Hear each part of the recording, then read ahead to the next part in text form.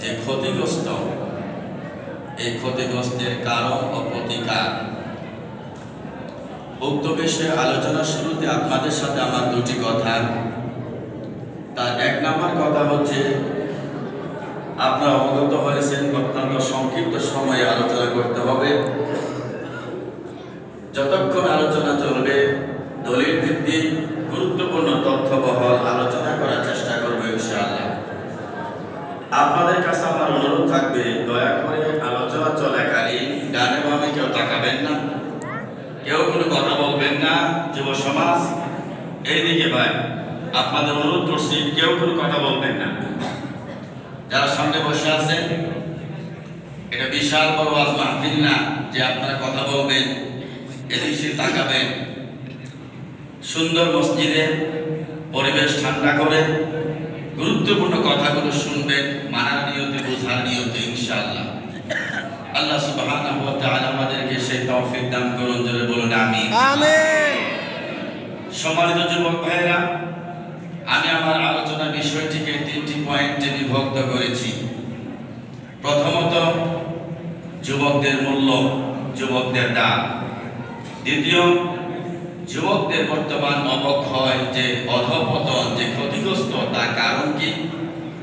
তৃতীয় পয়েন্ট থাকবে এখান থেকে ফিরে আসা, এর কি প্রতিকার রয়েছে, কোরআন সুন্নাহ দ্বারা আমরা কিভাবে বাঁচতে পারি। সম্মানিত যুবক ভাইরা, প্রত্যেক জাতির জন্য তার যুব সমাজ হলো প্রগতি ও উন্নয়নের স্তম্ভ। যুব সমাজ হলো জাতির মেরুদণ্ড, জাতির ভবিষ্যৎ এবং আগামী দিনের আশার আলো। শুধু তাই নয়, প্রত্যেক ওই যুবক যারা কোরআন ও সুন্নাহ ভিত্তিক জীবন পরিচালনা করে, এমন যুবকদেরকে নিয়ে উম্মাহ গর্ব করে থাকে। আর আমরা আশাবাদ ব্যক্ত করি যে যুবকরা আমরা এখানে এসেছি, আমরা কোরআন এবং সুন্নাহ ভিত্তিক জীবন পরিচালনা করি। আলহামদুলিল্লাহ, আলহামদুলিল্লাহ। এই যুবকদেরকে নিয়ে গোটা বিশ্বের উম্মাহ গর্ব করে থাকে। আলহামদুলিল্লাহ। সম্মানিত যুবক ভাইরা, আল্লাহ রাব্বুল আলামিন বলেন, আল্লাহুল্লাযী খালাকাকুম মিন দু'ফিন সুম্মা জাআলা মিন বা'দি দু'ফিন কুওয়া। যিনি ওই আল্লাহ, যিনি তোমাদেরকে দুর্বল করে সৃষ্টি করেছেন। সুম্মা নুখরিজুকুম তিফলা। আমরা যখন মায়ের পেট থেকে এসেছি পৃথিবীতে, আমরা ছিলাম তিফলা, বাচ্চা। তাই আল্লাহ বলেন, মানুষের তিনটি স্তর রয়েছে। প্রথমত স্তর হচ্ছে, আল্লাহ বলেন, আমি মানুষকে দুর্বল করে সৃষ্টি করেছি শিশুকাল। এই দুর্বল বয়সটার নাম হচ্ছে শিশুকাল। তুম্মা জাআলা মিন বা'দি দু'ফিন কুওয়া। এরপরে এই দুর্বলতাকে কেটে নিয়ে আল্লাহ একটা শক্তিশালী যৌবন দেন, শক্তিশালী একটা বয়স দেন, শক্তিশালী একটা কাল দেন। এই সময়, এই বয়সটার নাম হচ্ছে যৌবনকাল। কিন্তু বিশ্বাস করতে হবে, মনে রাখতে হবে যে এই যৌবনে রক্তের গরমের বয়স, এই সুন্দর জীবনের একটি বয়স, এই যৌবনের বয়স বেশি দিন থাকবে না। তুম্মা জাআলা মিন বা'দি কুওয়াতিন দু'ফান ওয়া শাইবা।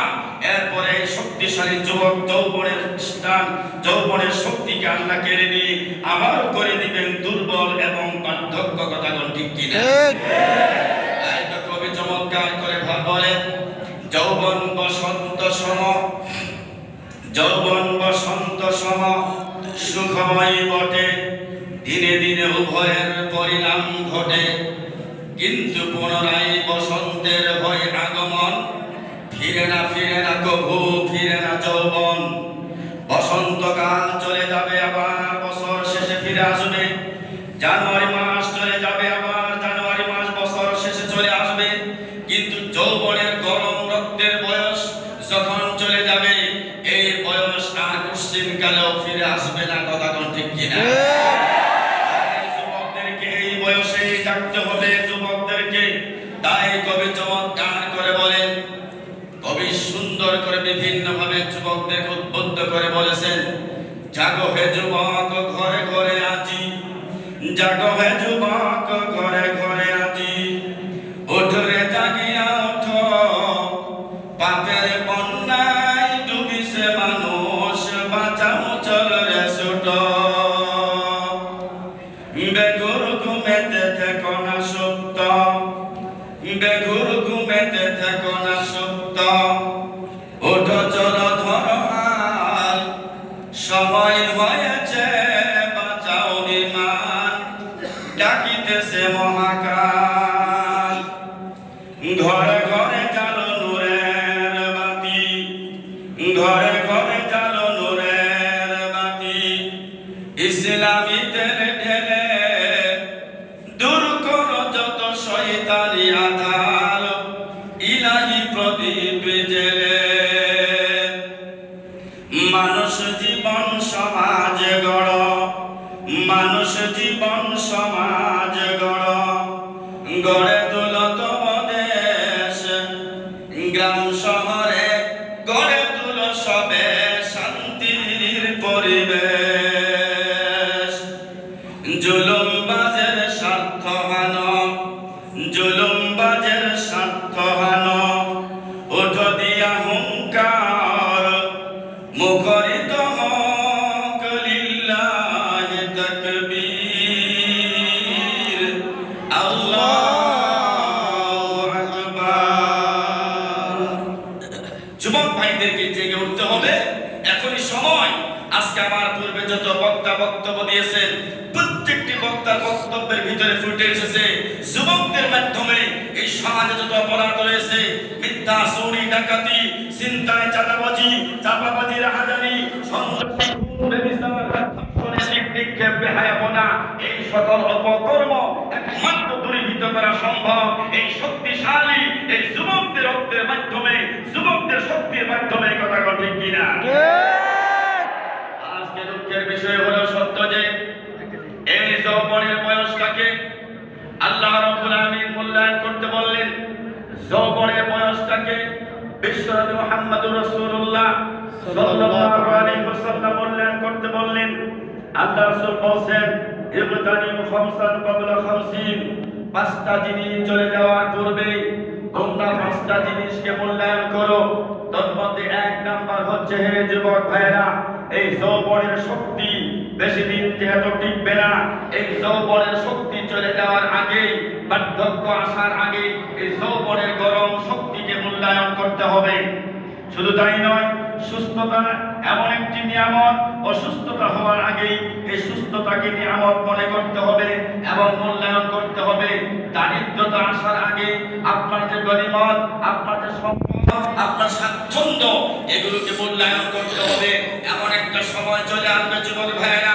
ব্যস্ততায় জীবন চলে আসবে ওই ব্যস্ততার আগে আপনাকে এই ফ্রি টাইমটাকে এই যে মূল্যবান অবসর টাইমটাকে মূল্যায়ন করতে হবে কিন্তু শিশুকাল চলে যাবে যৌবনকাল চলে যাবে বার্ধক্যকাল চলে যাবে মৃত্যু তোমাকে চলে আসতেই হবে ওই মৃত্যুর আগে আমাদের মূল্যবান জীবনটাকে মূল্যায়ন করতে হবে ঠিক রাসূল বলেন যৌবনের শক্তি ফিরে যাওয়ার আগে চলে যাওয়ার আগে এই যৌবনের শক্তিকে মূল্যায়ন করতে হবে নচেত এমন একটা সময় আসবে আফসোস করব কিন্তু ওই দিন আফসোস করে কোনো লাভ হবে না যুবক ভাইদের এখনই সময় ঠিক হওয়া এখনই সময় অন্যায় থেকে ফিরে আসা এমন একটা সময় আসবে আফসোস করবেন কিন্তু সেদিন আফসোস করে লাভ হবে না কবি চমৎকার করে বলেন रोने की वक्त जब रोया नहीं अब तो जाने के बाद रोने से कुछ फायदा नहीं সময় থাকতে যদি আপনি না কাঁদেন যদি না আফসোস করেন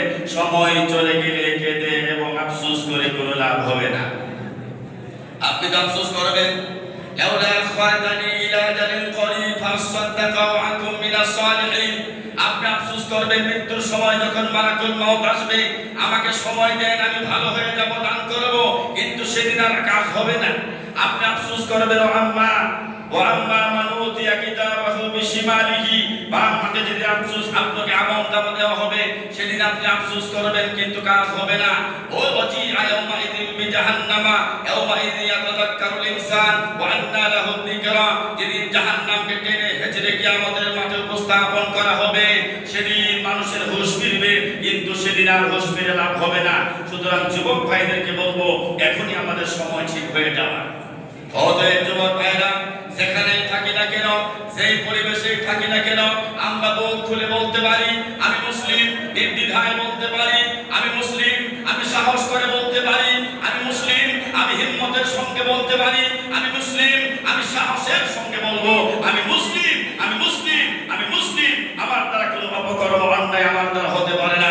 তাতে করে আমি মুসলমানের বাচ্চা, ওই যুবক মানুষ আমি অধঃপতনের দিকে চলে যাব না। সম্মানিত যুবক ভাইরা, যেই কথাটা আমি আবার বলছি আপনাদেরকে, আজকে দুঃখের বিষয় হলো সত্য, এই যুব সমাজ অধঃপতনের অন্যতম কারণ হচ্ছে নেশাদার দ্রব্য পান করা। যা নিয়ে আপনারা চমৎকার বক্তব্য শুনেছেন। আজকে দুঃখের বিষয় হলো সত্য যে আজকে বর্তমান ঢাকা শহরে অধ্যয়নরত ওই ঢাকা বিশ্ববিদ্যালয় থেকে শুরু করে বাংলাদেশের বড় বড় কলেজ বিশ্ববিদ্যালয়, তারা আজকে যেই সমস্ত ছেলেমেয়েরা, যেই সমস্ত যুবক এবং যুবতীরা অধ্যয়ন করছে, লেখাপড়া করছে, ওই যে ঢাকা শহরে অধ্যয়নরত ছাত্রছাত্রীদের মধ্যে 60% যুবক এবং 50% যুবতী তার নেশাগ্রস্ত, অথচ তাদের বয়স মাত্র 15 থেকে 30 বছরের মধ্যে। কথা কোন ঠিক কিনা? এই বয়সটাই হচ্ছে সবথেকে দামি বয়স, এই বয়সটাই হচ্ছে সবথেকে মূল্যবান বয়স, এই বয়সটাই হচ্ছে ইসলাম কায়েমের বয়স। বিশ্বনবী মুহাম্মদুর রাসূলুল্লাহ সাল্লাল্লাহু আলাইহি ওয়াসাল্লামকে যারা কি দিয়েছিলেন, সহযোগিতা করেছিলেন, তারা ছিল একমাত্র যুবক। এই যুবকদের রক্তের মাধ্যমে, যুবকদের সহযোগিতার মাধ্যমে ইসলাম বিজয়ী হয়েছে। সেই যুগের যুবক কোথায় আর বর্তমান যুবক কোথায়? সম্মানিত সুধী মণ্ডলী, শুধু তাই নয়, আমরা বর্তমানে দেখতে পারি এমন পরিস্থিতি রয়েছে আমাদের মধ্যে, ওই যুবকদের মাধ্যমে সেনা বেশি হয়ে যাচ্ছে, যেটা মুসলমানদের যুবকদের অধঃপতনের অন্যতম একটি কারণ। আমরা দুঃখের সঙ্গে বলতে হয়, বিভিন্ন জায়গাতে আমরা দেখতে পাই, আমাদের সমাজে, আমাদের দেশে, আমাদের গাড়িতে, আমাদের রাস্তাঘাটে, আমাদের অফিস আদালতে সেনা এত বেশি ব্যাপক হারে প্রসার হচ্ছে। বাবাকে বেঁধে রেখে বাবার সামনে তার মেয়েকে ধর্ষণ করা হচ্ছে, ভাইকে বেঁধে রেখে ভাইয়ের সামনে তার আপন বোনকে ধর্ষণ করা হচ্ছে, স্বামীকে বেঁধে রেখে স্বামীর সামনে তার স্ত্রীকে ধর্ষণ করা হচ্ছে। এবার আপনি চিন্তা করুন, ওইটা যদি আপনি হইতেন, আপনার সামনে আপনার বোনকে, আপনার সামনে আপনার স্ত্রীকে, আপনার সামনে আপনার মাকে যদি ধর্ষণ করা হয়, ওই সময় আপনার কেমন লাগবে? শুধু তাই নয়, নিত্যদিনের ঘটনা আমরা মিডিয়ার মাধ্যমে দেখতে পাই, ওই যে ঢাকা শহরে বিভিন্ন বিশ্ববিদ্যালয়ের আনাচে কানাচে।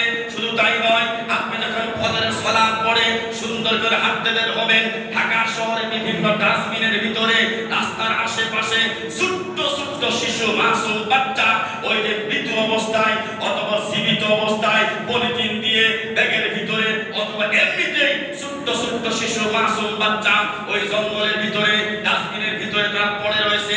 যে বাচ্চাগুলো কুকুর এবং শিকারের মুখের খাদ্যই পরিণত হয়েছে। কথা কোন ঠিক কিনা? এগুলো আমাদের যুবকদের মাধ্যমে হচ্ছে। এই সেনা, এই নেশা, এগুলো হচ্ছে যুব সমাজের অধঃপতনের অন্যতম কারণ। এই যুবকদেরকে সেনা এবং নেশাদার দ্রব্য থেকে ফিরে আসতে হবে, এটাই হচ্ছে প্রতিকার। যুব সমাজদেরকে আমাদের ওই অন্যায় থেকে ফিরে, আজকে যুব সমাজ ক্ষতিগ্রস্তের সবথেকে প্রধান যে কারণটা হচ্ছে আজকে যুবকেরা কোরআন থেকে বিমুখ হয়ে গিয়েছে। কোরআনের শিক্ষা, ইসলামী শিক্ষা, আদর্শ শিক্ষা, এই শিক্ষা কোরআন এবং সুন্নাহ শিক্ষা থেকে আজকে যুব সমাজ দূরে সরে যাওয়ার কারণে আজকে যুব সমাজের অধঃপতনের পথে চলে গিয়েছে। তাই তো কবি চমৎকার করে বলেন, ও দুনিয়া মে মুআজ্জাজ থে, ও দুনিয়া মে মুআজ্জাজ থে, মুসলমান হকর আজ তুম জলিল খার হয়ে তারিকে কুরআন হকর। বিশ্বে তারা ছিল সেরা, বিশ্বে তারা ছিল সেরা হয়ে মুসলমান, আজ তারাই লাঞ্ছিত ছাড়িয়া কুরআন। কথা কোন ঠিক কিনা? কোরআন ছেড়ে দেওয়ার কারণে, কোরআনকে আঁকড়ে ধরার কারণে, কোরআন ভিত্তিক জীবন পরিচালনা করার কারণে সাহাবায়ে কেরাম এবং ওই যুগের মানুষরা সম্মানিত হয়েছিলেন। আর ওই কোরআনকে পিছিয়ে রাখার কারণে কোরআন থেকে মুসলমান এবং যুবকেরা দূরে থাকার কারণে আজকে মুসলমানদের এবং যুব সমাজের এই অধঃপতনের অতল তলে আমরা যেগুলো স্বচক্ষে দেখতে পাচ্ছি। সম্মানিত যুবক ভাইরা, এই যুব সমাজের অধঃপতনের আরো অনেকটি কারণ রয়েছে। তন্মধ্যে উত্তম চরিত্র, আল্লাহর ভয়, তাকওয়া আমাদের মধ্যে না থাকা, এই সমস্ত অন্যায় এবং এই মিডিয়া, ফেসবুক, ইউটিউব এবং আরো সঙ্গী সাথী, বন্ধু এবং মা বাবার মধ্যে, ওই যুবকদের যে মা বাবা তাদের মধ্যে ইসলামী শিক্ষা না থাকা, এগুলো অনেক ধারাবাহিকভাবে যুব সমাজ অধঃপতনের অতল তলে নষ্ট হওয়ার, ক্ষতিগ্রস্ত হওয়ার অনেক কারণ রয়েছে। আজকের এই সংক্ষিপ্ত সময়ে সেগুলো বলা সম্ভব না। তো ধন্যবাদ জানাই আজকের এই তাসলিম মাদ্রাসা দারুল হাদিস সালাফিয়া জামে মসজিদ কর্তৃক আজকের এই শাখা সুলমান কর্তৃক যে এত চমৎকার একটা আয়োজন আপনারা করেছেন এবং আমাকে দাওয়াত দিয়েছেন, যারা দাওয়াত দিয়েছেন, আমার সঙ্গে যোগাযোগ করেছেন, আমাদের নারায়ণগঞ্জ জেলা সুলমানের সম্মানিত সভাপতি সাহেব, বিশিষ্ট আলেমদ্বীন শেখ আব্দুর রহমান মাদানী হাফিজাহুল্লাহ ভাই সহ আরো যারা এখানে উপস্থিত রয়েছেন, সকলকে আবারও আন্তরিক মোবারকবাদ। এবং যারা যুবকেরা এসেছেন, আমি বিশ্বাস করি আপনারা মাঝে মধ্যে এমন আয়োজন করলে যুবকদেরকে নিয়ে বিভিন্ন বিষয় নিয়ে এখানে যদি আলোচনা হয়, আশা করা যায় বাংলাদেশের সব জায়গাতে 500 এলাকার মানুষ ভালো এটা জানে, আর সত্যিকার আমাদেরকে ভালো থাকতে হবে, এটা আমাদের চেষ্টা করতে হবে। আল্লাহ আমাদের সবাইকে সেই তৌফিক দান করুন, আল্লাহুম্মা আমিন। সর্বশেষ আপনাদের জন্য দোয়া করে, আমার জন্য দোয়া আছে। আমি আমার সংক্ষিপ্ত বক্তব্য এখানে শেষ করছি। আসসালামু আলাইকুম ওয়া রাহমাতুল্লাহি ওয়া বারাকাতুহু।